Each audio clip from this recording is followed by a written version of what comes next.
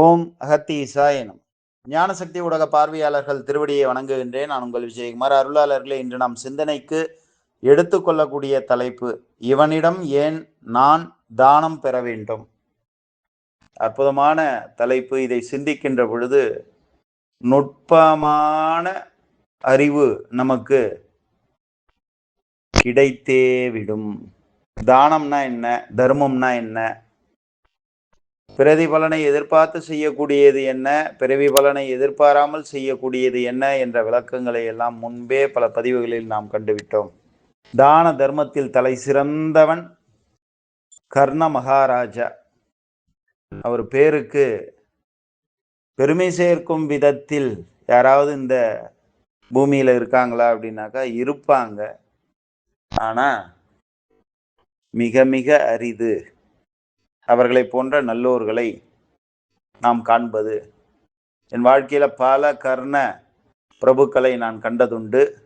ஆனால் அருள் வழியில் தான்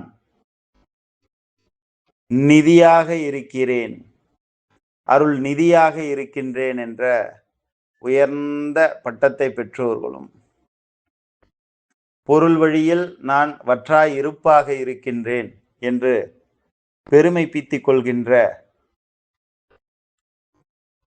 கஞ்சமகா பிரபுக்களை எல்லாம் நான் கண்டே விட்டேன். நம்ம ஒரு நல்ல காரியம் செய்ய போறோம், அதற்கு துணை நில்லுங்க அப்படின்ட்டு அருளாளர்களிடமும் பொருளாளர்களிடமும் மண்டியிட்டு வணங்கி பிரார்த்தனை செய்த போது, நானே கஷ்டத்துல இருக்கிறேன், ஆசீர்வாதம் ஒன்னா உங்களுக்கு பண்றேன் அப்படின்னு சொன்ன அருளாளர்களையும் நான் கண்டதுண்டு. பொருளாளர்கள்ல நான் செய்யறேங்க அப்படின்னு இன்று வரை சொல்லி கொண்டு தர்மம் என்ற அந்த சத்தியத்தை மறந்து வாழுகின்ற பொருளாளர்களையும் நான் கண்டதுண்டு.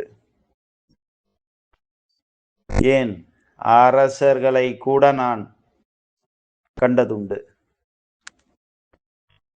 இதெல்லாம் பார்த்துட்டு நான் மனம் விரும்பி அகத்தீசா ஒரு நல்ல காரியம் செய்யறதுக்கு நம் ஆற்றல் அதிகார நிலையினால் பலன் பெற்றவர்களிடம், அருளாளர்களிடமும் பொருளாளர்களிடமும் தர்மத்தை தானத்தை எதிர்பார்த்து நிற்கின்ற பொழுது அவர்களினுடைய செயல் அருவருப்பாக இருக்கின்றதே என்று மனம் வருந்தி ஆசன் அகத்தியர் திருவடியை பற்றிய போது ஞானிகள் எடுத்து சொன்ன உயர்ந்த சொல், இவனிடம் ஏன் நாம் தானம் பெற வேண்டும். என்னை அதுல கூட சேர்த்துக்கிட்டு சொன்னாங்க. நான் ஏன் தானம் பெற வேண்டும் அப்படின்றத விட்டுட்டு இவனிடம் ஏன் நாம் தானம் பெற வேண்டும் அப்படின்ற சொல்லதான் அங்க சொல்றாங்க. ஏன்னா ஒருத்தங்கிட்ட தானம் தர்மம் நாம் பெற்றுவிட்டால் அவனுடைய பிறவி கர்மத்தை நாம் கழித்தே தீர வேண்டிய கட்டாயத்திற்கு தள்ளப்படுகின்றோம். அவர்களுடைய சுயநலத்தையும் உண்மையான குணத்தையும் நீ பார்த்து அறிந்து புரிந்து தெரிந்து தெளிந்து தேறி நிற்பதற்காக உமக்கு யாங்கள் உபதேசித்து தந்த அனுபவ நிலையே இது தவிர நீ வருந்துகின்ற நிலைக்காக இதை செயல்படுத்தவில்லை என்று அகத்திய மாமகரிஷி மற்றும் ஆதிசக்தி அருளன்னை பராசோடசி அவர்களும் தெல்ல தெளிவாக எடுத்து உபதேசம் செய்ததினால் இந்த தலைப்பை நான் சொல்றேன்.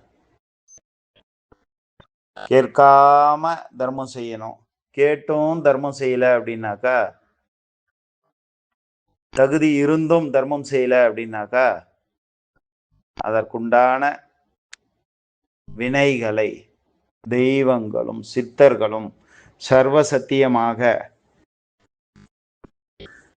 தான தர்மத்தை செய்ய இயலாமல் தன்னைத்தானே தடை செய்து கொண்ட பாவிகளுக்கு உற்ற தண்டனையை வழங்கியே தீருவார்கள். ஓடியிட்ட பிச்சையும் உகந்து செய்த தர்மமும் சாடிவிட்ட குதிரை போல் தர்மம் வந்து நிற்குமே. அவ்வாறு இல்லாமல், முன் சொன்னதை போல் இல்லாமல், ஒரு இடத்துல தர்மம் நடக்குது அப்படின்னு தெரிஞ்ச பிறகு அந்த தர்மத்திற்கு உற்ற துணையாக எவர் ஒருவர் தன்னால் என்ற ஒரு நிதியை அது அருளாகவோ பொருளாகவோ செயலாக்கப்படுத்தி நிற்கிறார்களோ அவர்களுடைய மூவினை குற்றங்கள் நீங்கி, சஞ்சித பிராரப்த ஆகாமிய கர்மங்கள் குற்றங்கள் நீங்கி, பிறவியில்லா பெரும்பேற்றை அவன் அடைவதற்கு சித்தர்களும் ஞானிகளும் ரிஷிகளும் யோகிகளும் இறை கணங்களும் உற்ற துணையாக இருந்து அவர்களை வழிகாட்டி அவர்கள் கடை தேறுவதற்கு காப்பாக நிற்பார்கள் என்பது சர்வசத்தியம். இதில் நாம் தெளிவாக புரிந்து கொள்ள வேண்டியது, ஒருவன் அனுபவத்தை பெறுவதற்காக மட்டுமே இந்த வார்த்தையை உணர்வதற்காக இறைவன் உங்களுக்கு வாய்ப்பை அமைத்து தருவார். இவனிடம் ஏன் நான் தானம் பெற வேண்டும் என்ற இந்த சொல்லை உணர்வதற்கு தகுதி இருந்தும் தானம் செய்ய இயலாத மானிட பிறப்பாக வாழ்வதற்கே தகுதியற்ற நபர்கள் மூலமே நாம் இந்த மெய்ஞானத்தை உணர முடியும் என்பதற்காக இந்த சத்திய பதிவை நான் இதுகாலம் பதிவு செய்து கொள்கின்றேன். புரிஞ்சவங்களுக்கு புரிய வைக்க வேண்டிய அவசியம் இல்லை, புரியாதவங்களுக்கு சொன்னாலும் புரியாது. புரிஞ்சுக்கிட்டவங்க புரியாதவங்களுக்கு புரிய வைங்க, புரியாதவங்க புரிஞ்சவங்க கிட்ட கேட்டு புரிஞ்சுங்க. புரிதலுக்கு நன்றி. ஓம் சிவாய. அகத்தீசாய நமः.